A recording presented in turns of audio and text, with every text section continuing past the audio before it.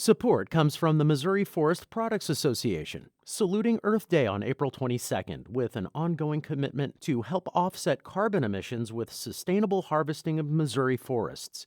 Details at choosewood.com. Welcome to St. Louis on the Air. I'm Jim Kirchherr. Today we talk with local author Terry Baker Mulligan about the complexities of parent-child love. Her latest book is These Boys Are Killing Me, Travels and Travails with Boys Who Take Risks. It explores how to navigate all of this successfully and sometimes maybe not so successfully. The book is set for release this weekend on Mother's Day. Terry joins me now in the studio to talk about her book, about tough love, about the rewards of motherhood, and maybe some of the risks of parenthood as well. Welcome, Terry. Thank you. The book is about you and your sons, Brennan and Colin, takes place over a multi-year period, about 15 years ago. It's about travel, it's about independence, it's about your sons' travels as young adults, your travels as well. And we'll get into that, but when did this part of your life and the part of their lives start to form into an idea for a book?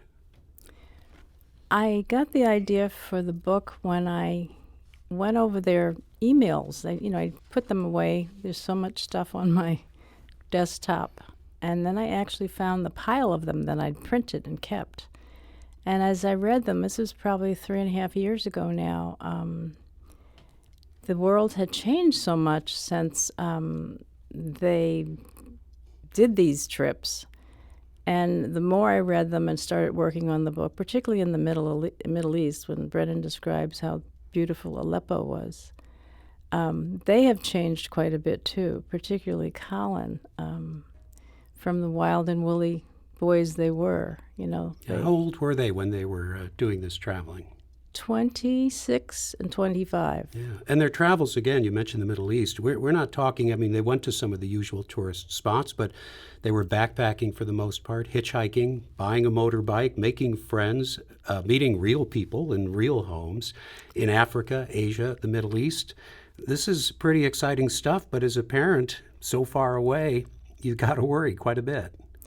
Yes, cell phones weren't very ubiquitous yet. They were very expensive, so I couldn't keep in touch with them as I do now. But one of the things that I also realized when I picked these emails up, was how lucky I was that these two young men, grown men, kept me informed of what they were doing because they knew I was worrying and wanted to ease my worries.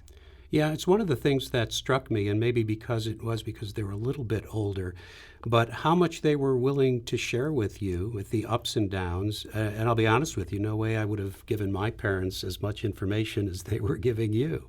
That's, I think, a good sign of a good relationship, first of all, but maybe it's sometimes too much information.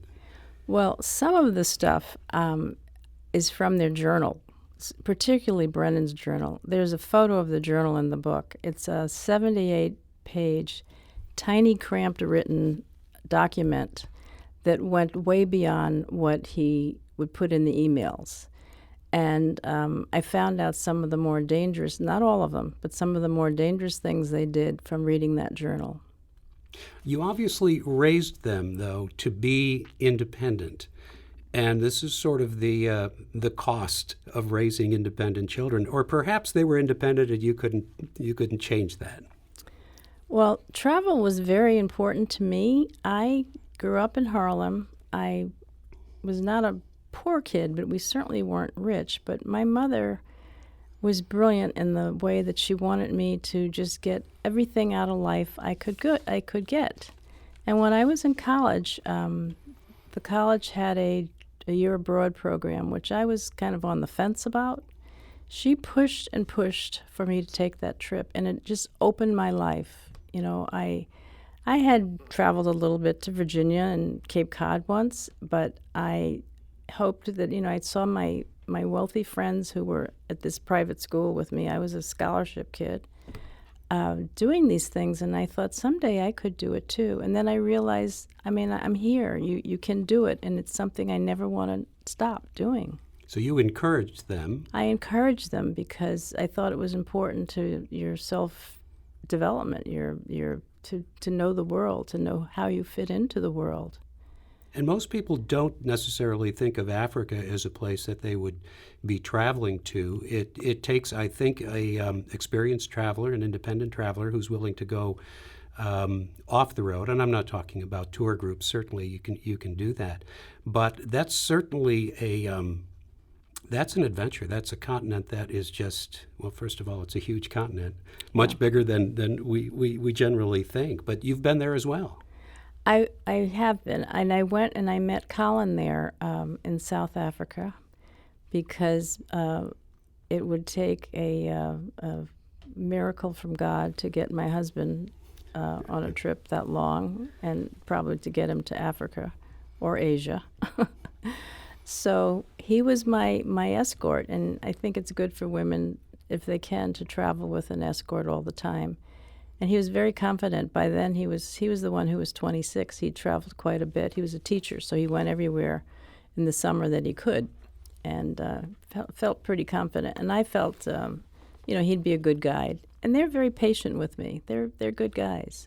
Well, the subtitle, is Driving You Crazy, and I'm going to read just segments of a couple of messages you got. So Colin, you want him, he's planning to go to graduate school, right? Oh, yes. And you've just rolled your eyes. And it says, I haven't done any actual written work on my personal statement. This is for graduate admission, though I am perpetually composing in my head. I think that I will most likely mail it from South Africa. Keep in mind he's in Estonia, I believe, at the time when he's writing this. I can't wait to get to Africa. I hear the bush calling me. You respond, as a consequence of the GRE score, which apparently wasn't as good as he'd hoped it would be, I think it's important to nail your personal statement. Your percentages were also so and so. And you have to write the thing, not just think about it. Didn't you say it was due next month? Yes. This sounds really familiar Yes. to a lot of parents, whether they're in middle school or high school or apparently traveling through Europe and Africa. The day he told me he was leaving, but I haven't finished my applications, he says, but don't worry, Mom, there are internet cafes all over the world.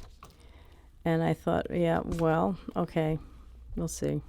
I do want to invite our listeners into this conversation, whether it's about kids who drive you crazy or travel or the experiences. If you have a question or a comment for our guest, give us a call at 314-382-8255. That's 382-TALK. Or you can send us a tweet at STL On Air or email us at stlpublicradio.org. You were dealing with emails and internet cafes. And when you were traveling overseas as a student, your study abroad, you didn't have that stuff. I wonder if we get too much information. I mean, we've got a lot more than just email now. You can text anytime from anywhere to a great extent. I don't know if that's helpful. I mean, sitting here in St. Louis as a parent, getting constant flow of information, or would you rather not know until the trip is over and you read the journal? I think I wanted to know, and I did not want to know anything that would be scary or frightening. You think they knew that? They were editing. They did know that. Yeah. Although sometimes they would, like the bike. That I don't want to give too much away with the motorcycle, but that was one that just threw me for days. That happened. Yeah, I don't think it ruins it because, I by the way, it's a delightful book. It's an entertaining book. And when I say an easy read, I don't mean that it was easy to write. No, it is easy read. It's a fun read. Yeah, it's very light. But you do get a message that basically says, send me money. Yeah. That's it. Just, I need money. Yep. And you don't know why. Yeah, I don't hear why. So 24 hours I'm trying to figure out if I can get in touch with our guide, who I had just left. I had just gotten back from Mozambique, and I just didn't know what to do. I knew there was a very, very bad corruption. I thought he might be in jail. We'll get to see if we can wrap that up in a little bit, but we need to take a quick break. We'll be back in just a moment. This is St. Louis on the Air on St. Louis Public Radio, 90.7 KWMU. Support comes from the Missouri Forest Products Association, saluting Earth Day on April 22nd with an ongoing commitment to help offset carbon emissions with sustainable harvesting of Missouri forests. Details at choosewood.com.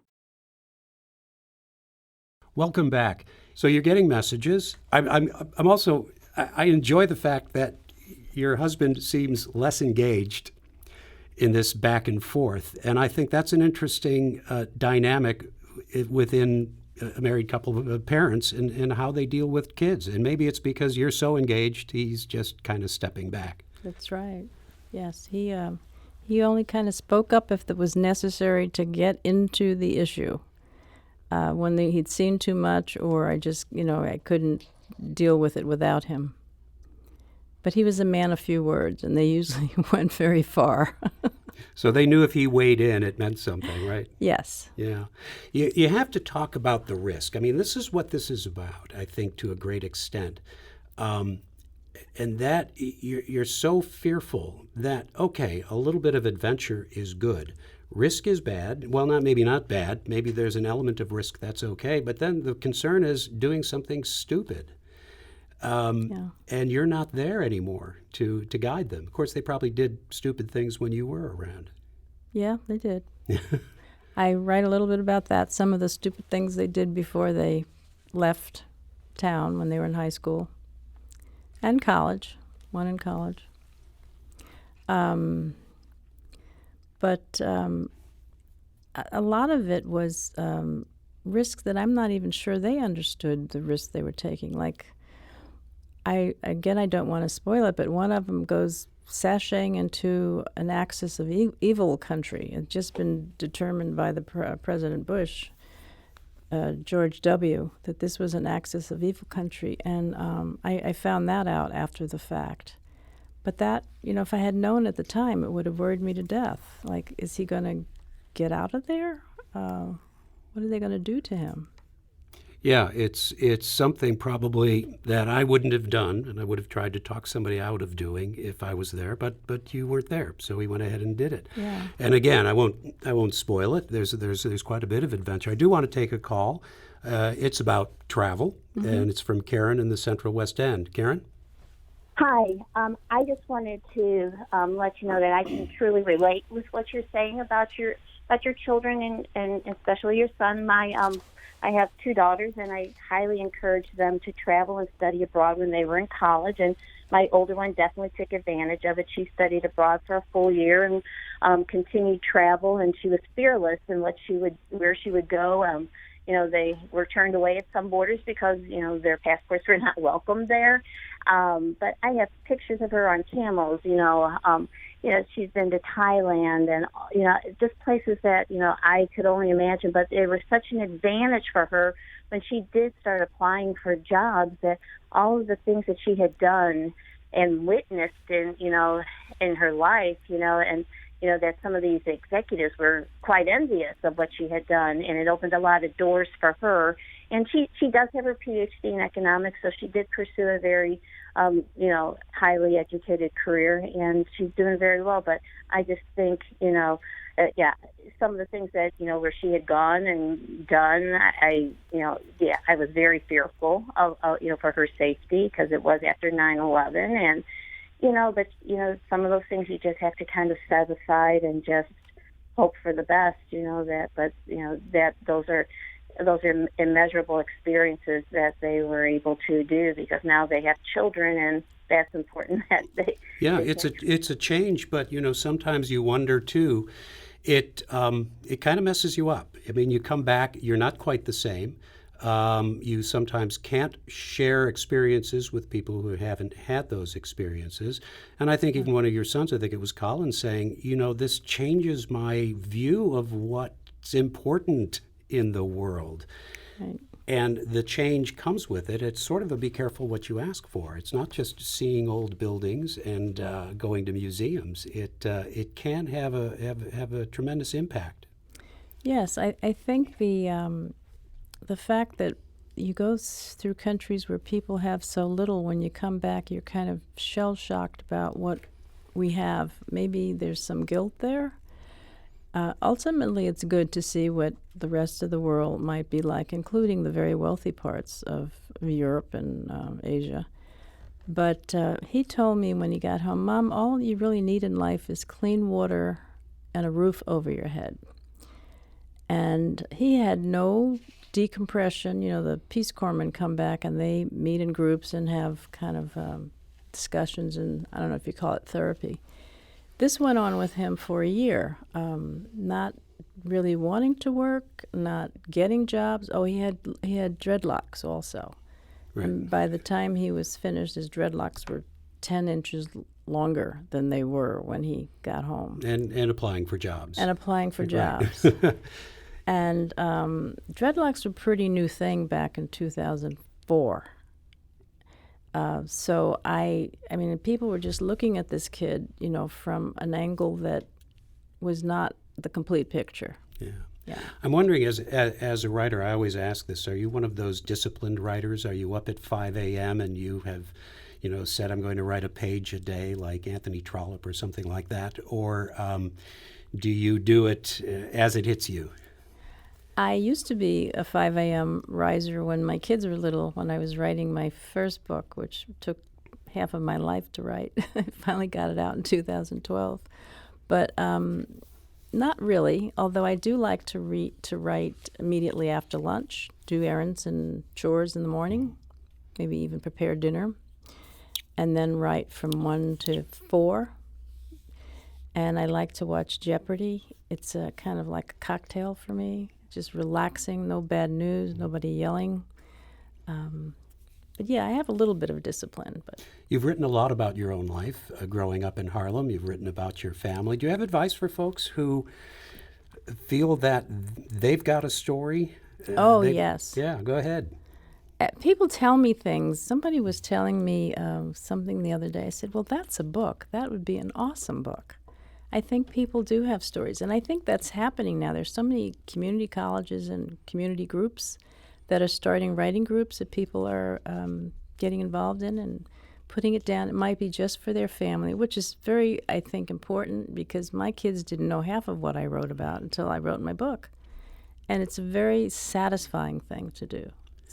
It's really it's good for the soul. Yeah, and I think when you want to write, you should write for the purpose of writing, not for the purpose of becoming famous or having a bestseller. If you're going to write, you just have to write. Yes. Don't think about getting rich. Just think about having a good time, but writing the best book you can write. You have to be sure to do that. Don't rush it. And I think it's deceptive. As I said, it's a fun book to read. It's an easy book to read. But I always said, if it's easy to read or easy to watch or whatever, it was probably hard to do. Was this a struggle to get it right? There was a lot of work in it. I had to pare down the emails. Had pick the good ones. Decided to try and leave a lot of white space because it's in emails. That's kind of fun. You won't be, just words coming at you a mile a minute. You'll have a breather, and that helps enjoy the book. Well, great. I hope there's more books you've got for us. I really appreciate it. And again, I truly enjoyed it. It was a fun book to read, being both a parent and probably a risk-taking kid as well. I think it applies for all of those factors. I want to thank you, Terry Baker Mulligan. She's the author of These Boys Are Killing Me. We appreciate you joining us today and wish you a happy Mother's Day this weekend. This is St. Louis on the Air on St. Louis Public Radio, 90.7 KWMU.